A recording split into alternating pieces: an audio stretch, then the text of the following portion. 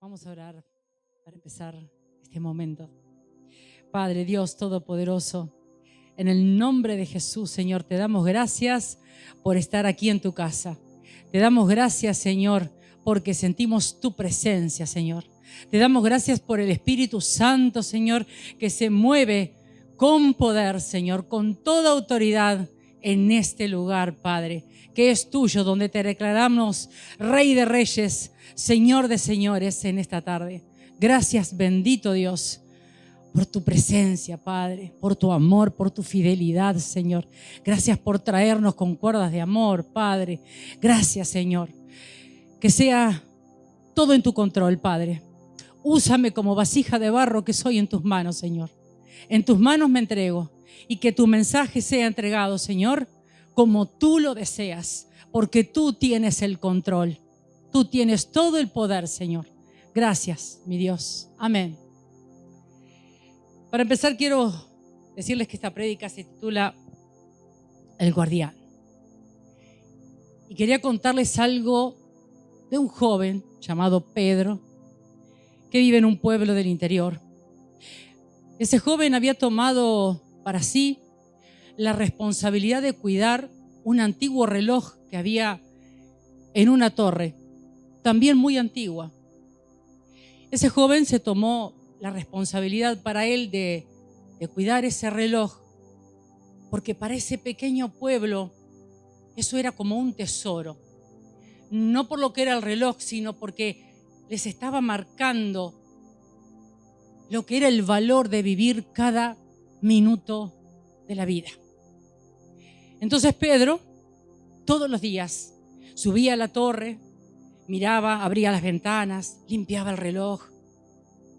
Lo cuidaba porque sabía lo que significaba para su pueblo. Desde otras regiones siempre llamaba la atención ese reloj. Es más, creían que ahí adentro había un tesoro de oro. No era el tesoro de oro lo que había. Era un reloj antiguo, pero significaba para todos ellos mucho más que si fuera de oro. Pero llegó un día en que arreció una tormenta muy grande en el lugar. Y Pedro, sin dudarlo, va hasta la torre y ve que las ventanas se abrieron, que las ventanas se rompieron, la puerta también. Y Pedro lo único que atina a hacer es abrazarse con todas sus fuerzas de ese reloj. Las manos hasta le sangraban, pero Pedro se aferró con todas sus fuerzas para cuidar ese reloj, en tanto el agua y el viento arreciaban en esa torre, hasta que la tormenta pasó. Y desde ese día cambió, muchas cosas cambiaron. Para ese pueblo, a partir de ese día, de esa tormenta, para ese pueblo, el tesoro pasó a ser la responsabilidad, el amor, el cuidado que Pedro le había puesto a ese reloj frente a la inclemencia, sin importarle ni que sus manos sangraran. Y para Pedro también pasó a ser otro tiempo, porque ahí entendió que ese reloj estaba significando lo que daba vida, lo que daba esperanza a ese pueblo. Entonces a Pedro le pasaron a llamar el guardián del tiempo, porque ese joven era quien estaba cuidando y se tomaba todo el tiempo para cuidar ese reloj que no era ningún tesoro, era algo que significaba por generaciones algo mucho más importante que un simple reloj. Ahora quiero pedirles que me acompañen a la palabra del Señor. Vamos a leer en el libro de Juan, en el capítulo 2, versículo 17. Nos dice la palabra del Señor: entonces se acordaron sus discípulos que está escrito: el celo de tu casa me consume. Jesús está comenzando su ministerio terrenal, está llegando a Jerusalén con sus discípulos, durante el culto de la celebración de la Pascua judía. Era una fiesta donde venían gente de muchos lugares lejanos, porque venían a celebrar la fiesta de la libertad. Venían a adorar a Dios. La Pascua judía era el festejo de la salida de la esclavitud. Era el recordatorio de que Dios los había sacado de la esclavitud de Egipto, donde fueron esclavos por más de 400 años. Y quedó estipulada, según la ley, que se festejara la Pascua judía. Y venían de todos lados, a darle la adoración y a darle ofrendas al Señor. En la fiesta de la Pascua judía se podía ofrendar animales, se podía ofrendar de la siembra y también ofrendar monedas. El tema es que cuando Jesús está llegando a Jerusalén con sus discípulos, Jesús lo que ve es que el templo donde tendrían que adorar a Dios, ese templo lo habían convertido en un mercado. Ahí aprovechaban los religiosos de la época, los que se creían dueños de la ley, y en complicidad con mercaderes, los religiosos de ese momento habían convertido todo el patio del templo, que era donde podían estar los gentiles, en un absoluto mercado. Y Jesús cuando llega allí, ve más allá de lo visible. En ese mercado aprovechaban los mercaderes a vender a las personas que venían de lejos. Aprovechaban a venderle animales o a venderles de la cosecha. Y también estaban los cambistas, los que cambiaban las monedas extranjeras por los siclos, que era la moneda de Israel, porque a Dios se le podía ofrendar solamente las monedas que eran de Israel. Y aprovechaban hacerlo a precios siderales. Y Jesús, cuando llega al templo, Jesús ve justamente más allá de lo visible, porque para las personas que iban allí estaba como normalizado. Nadie decía nada, nadie hacía nada. Se había instalado allí una corrupción tan grande, sin embargo estaba normalizado. Mucha gente quizá venía genuinamente a adorar y a ofrendar a Dios. Pero el tema es que, como estaba convertido en un mercado, la gente quedaba nuevamente esclava de lo que era la situación que estaba allí, de lo que era ese mercado. Volvían a quedar esclavos. Qué increíble, ¿no?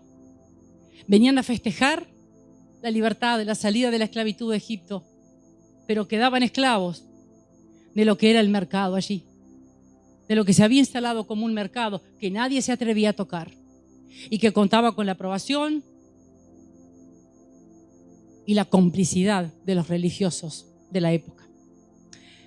Entonces, ese Jesús,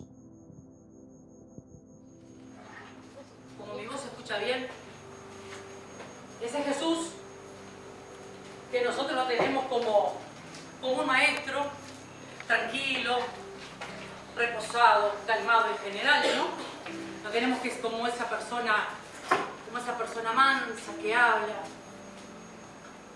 Yo quiero que me acompañen a ese momento, a pensar, a imaginarnos por un momento, a estar en el momento en el que Jesús llega al templo con sus discípulos y ve que la casa de su padre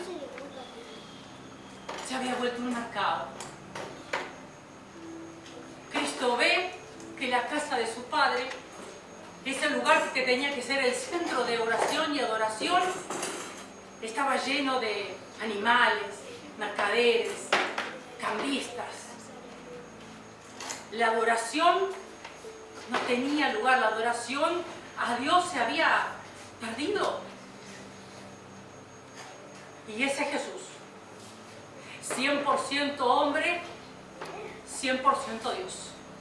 Ese Jesús agarra de lo que había allí, que había acuerdo de los mercaderes, y los agarra, porque Jesús se transforma en ese día.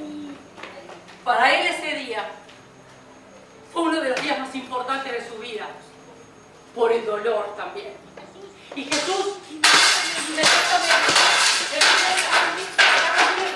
para acudir a la mesa. Jesús no paró hasta que limpió y purificó todo el templo de su Padre. Jesús agarró un látigo y sacó a todos, hizo un azote de cuerdas, según dice su palabra, y tiró todo lo que había y sacó a todos y a todo lo que había en el templo, porque Él fue a purificar,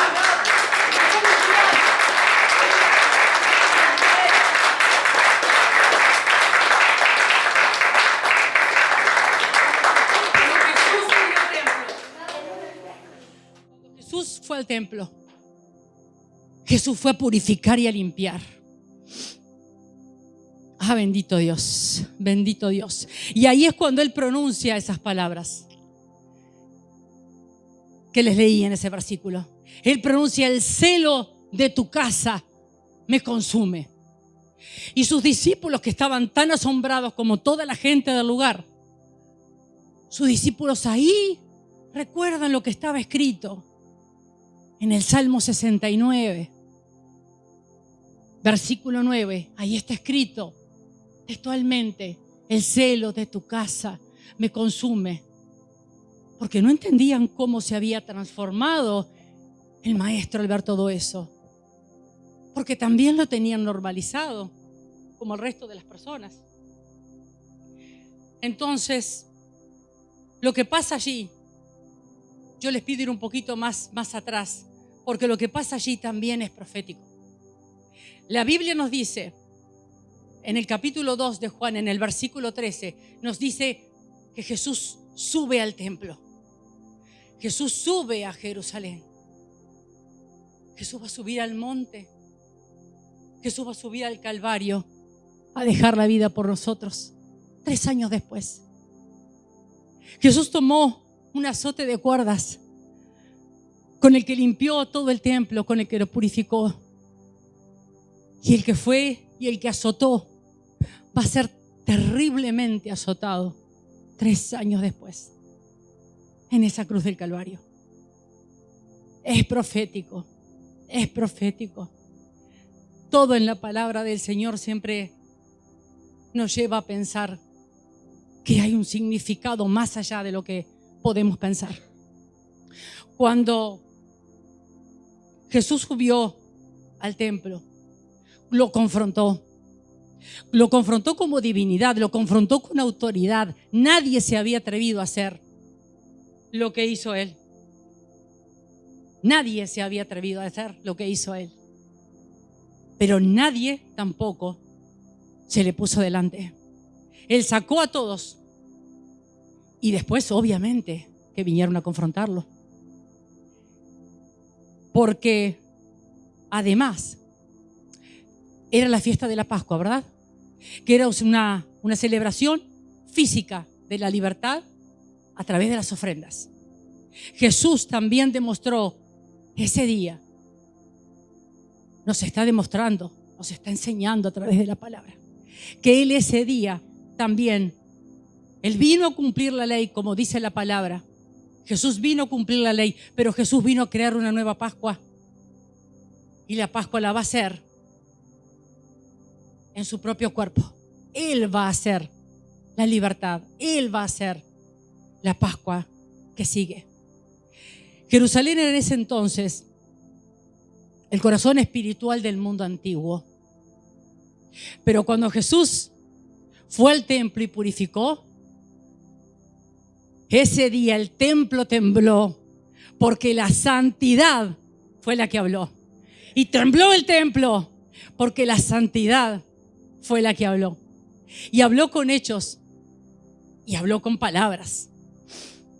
Jesús enfrentó la banalización de lo sagrado, porque ese ruido de las monedas, de los cambistas y de los mercaderes, los que estaban ahogando era la genuina adoración que se merecía su Padre, que se merecía Dios.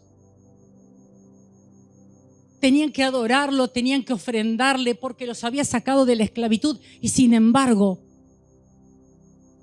tampoco le creían ni tampoco lo respetaban.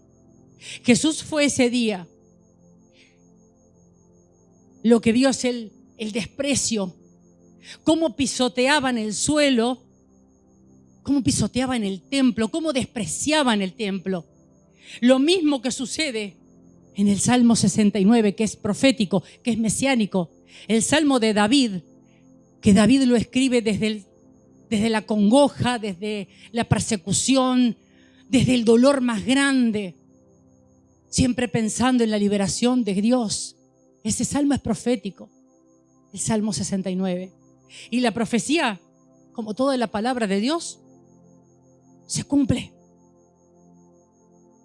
Jesús no entró ni con oro, ni con espada. Jesús entró con fuego en el espíritu, con el celo. Pero no era solo el celo por el templo, era el celo por la casa de su Padre, y era también verse Él reflejado en todo eso, porque Él fue igualmente despreciado, azotado. No creían que era el Mesías. Cuando lo vinieron a confrontar, no creían que era el Mesías. No, ¿cómo iba a ser el Mesías? Un simple carpintero con una túnica y unas sandalias. Y sin embargo, cuando lo confrontaron, le dijeron: ¿qué señal haces? ¿Qué quieres mostrar con esto? Y él les dijo: derriben ese templo que yo en 3 días lo voy a volver a levantar. Y le dijeron: ¿cómo? Un templo que tardamos 46 años en poderlo reformar, que en 3 días lo va a levantar. Porque no entendieron que él estaba hablando del templo de su cuerpo. Él estaba hablando de lo que él iba a hacer en poco tiempo. Pero no le creyeron. La fe. Porque la fe, mis hermanos, no se mide en transacción. La fe es transformación. Jesús no cuestionó la economía. Jesús cuestionó la infiltración de la corrupción en la economía, dentro del lugar que tenía que ser sagrado. Jesús no miraba la moneda, sino el alma del que tenía la moneda. ¿Qué hacía con las monedas y dónde lo hacía? Por eso lo enfrentó. No era la economía, era lo espiritual. Porque la casa de Dios no se vende, la casa de Dios se habita. Y el templo, por toda la corrupción que había en ese momento, había perdido ese propósito de que fuera habitada, de que fuera adorada. No lo respetaron en lo más mínimo. Jesús revela ese misterio. El templo no es solo una pared, sino que el templo es lo espiritual. Jesús nos dice que Él no tiene precio. Nuestra fe no tiene precio. Y nosotros hoy, iglesia, nosotros hoy somos el templo de Cristo. Jesús nos está llamando a purificarnos. Jesús nos está llamando a mantener este templo limpio, porque el sacrificio ya está hecho. Esto solamente es una pequeña muestra, una ínfima muestra de lo que nos revela la palabra, de lo que nos enseña la palabra, porque todo el conocimiento nosotros ya lo tenemos. Si vamos a la palabra, nosotros entendemos y sabemos lo que Jesús nos quería hablar. Y algo más para reflexionar. Cuando Cristo venga por su iglesia, Cristo no va a venir a purificar ningún templo. Nosotros tenemos que estar prontos. Este templo tiene que estar pronto. Tu templo, el templo de cada uno de nosotros, tiene que estar pronto. Tiene que estar purificado. Tenemos que estar prontos para irnos con Él. Ahora es nuestra responsabilidad, porque el sacrificio está hecho. Entonces, ¿cómo tenemos hoy nosotros este templo, iglesia? ¿Cómo estamos hoy delante de Dios? ¿Cómo estamos hoy delante de Cristo? Si nosotros somos el templo, hay cosas que nos hacen ruido. Hay cosas que nos contaminan, que tenemos que sacar. Quizás haya ruido de monedas que tenga que ver con lo económico, que te hagan ruido, y hay que pensar si realmente eso no me está sacando el tiempo para dedicárselo a Dios, el tiempo que Él se merece, porque Dios nos da el 100%, todo el tiempo, todos los días. Ahora nosotros, ¿cuánto tiempo le damos a Él? ¿Cuánto tiempo de intimidad podemos tener con Él? ¿Cuánto tiempo de comunión estar con Él? Para prepararnos. ¿Cuánto tiempo le dedicamos a la palabra? Para aprender de ella y para saber que tenemos que purificar este templo y que no lo va a hacer nadie más que nosotros. Jesús puede actuar, tiene toda la autoridad. Dios tiene toda la autoridad de seguir, de hacer con nosotros lo que quiera. Puede purificarnos si quiere también, por supuesto que sí, pero Dios nos da toda la libertad. Dios no obliga a nadie. Es nuestra fe la que tiene que estar en alto. Es nuestra fe la que nos tiene que llevar a tener la comunión con Él. Esa intimidad que solamente cada uno de nosotros podemos tener con el Señor. Esa intimidad, esa responsabilidad nos cabe a cada uno de nosotros. Para que cuando Él venga, como lo decían nuestros hermanos en la alabanza, sí, Señor, para que cuando Él venga nuestra lámpara esté con el aceite. Y el aceite que tenemos que tener es la palabra de Él. No olvidarnos ningún día de ir a la palabra.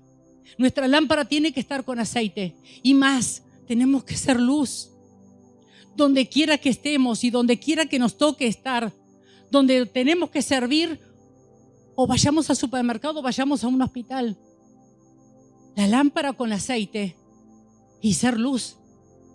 Nosotros somos hijos del Rey. Y Él ha dicho que somos la sal del mundo y también somos luz. Pero vuelvo a repetir lo maravilloso que es la alabanza. Se dijo hoy que la lámpara tiene que estar con aceite. No nos olvidemos que este templo hay que defenderlo con celo. Ese mismo celo que ese día Jesús tuvo para enfrentar a todos. Ese celo que tuvo Él para purificar el templo es el mismo celo que todos nosotros tenemos que tener para que este templo esté limpio. Cuidarlo, dedicárselo al Señor, dedicarle el tiempo que a Él le corresponde. Si Él nos da todo el tiempo, el 100%, y no importa, mis hermanos, cuál sea tu aflicción, cuál sea tu problema hoy, qué es lo que, quizás lo que te hace ruido, lo que te esté molestando o lo que te está afligiendo. Porque cada uno de nosotros tiene procesos, tiene luchas, cada uno de nosotros, sí, sin duda. Pero ¿acaso hay un mejor tiempo que cuando estamos en intimidad con el Señor y le entregamos las cargas? porque Él sabe de nuestras luchas. Pero si se lo entregamos a Él, Él sabe cómo acompañarnos. Él sabe cómo defendernos. Él nunca, nunca nos va a dejar. Él estará con nosotros y su promesa está escrita hasta el último día de nuestras vidas. Pero también nos corresponde cuidar el templo con celo, con amor, dedicarle el tiempo que el Señor se merece, iglesia. Porque Él se merece lo mejor de nosotros. Él nos da todo el tiempo. Él todo el tiempo tiene sus brazos extendidos. Él envió a su Hijo a morir en una cruz por nosotros. Tenemos todo. Lo tenemos a Él. No importa el tiempo que sea, tenemos que dedicarle el tiempo a Él. No importa la aflicción que tengamos, el tiempo para Dios lo tenemos que tener. Porque es Él el que nos está llamando. Y nos está llamando a purificar mientras aún pueda ser hallado. Tenemos un tiempo de guerras espirituales muy, muy fuerte. Todos y cada uno de ustedes las conocen, saben cuál es, saben lo que están pasando. Yo también las tengo. Nadie está libre, nadie. Pero el tiempo con Dios es el único tiempo de consuelo, de fortalecimiento, de restauración, de paz. Cuando estamos en comunión con Él, que el celo nos consuma. Eso, como lo dijo Jesús, que el celo de tu casa me consume. El celo por el amor a Dios también nos consuma. Y eso es fe. Tener la fe de cada promesa que el Señor va a cumplir en nosotros. Iglesia, yo hoy te digo que somos nosotros los guardianes de este templo. Somos nosotros, iglesia, quienes tenemos que cuidar este templo con celo, con temor, porque en este templo se nos va la salvación. La salvación. Y la salvación tenemos que cuidarla con el mismo celo, con amor y con temblor, para estar bien delante del Señor. Pero sobre todas las cosas, para sentirnos bien nosotros. Lo que te saca la paz, lo que pueda contaminarte, sácalo. Y si no puedes, nunca te olvides que orando, ayunando, Dios te va a ayudar a sacar todo lo que no sirve. Todo lo que te impida que Él llegue, que obre, que ministre en ti. Él lo va a hacer. Pero cuida con celo tu templo, como lo tengo que cuidar yo, como lo tenemos que cuidar cada uno de nosotros. Padre Santo, yo te doy las gracias, Señor, porque tu mensaje ha sido entregado, Señor. Yo te doy las gracias, Padre, porque tú estás en el control de todas las cosas. Yo quiero pedirte, iglesia,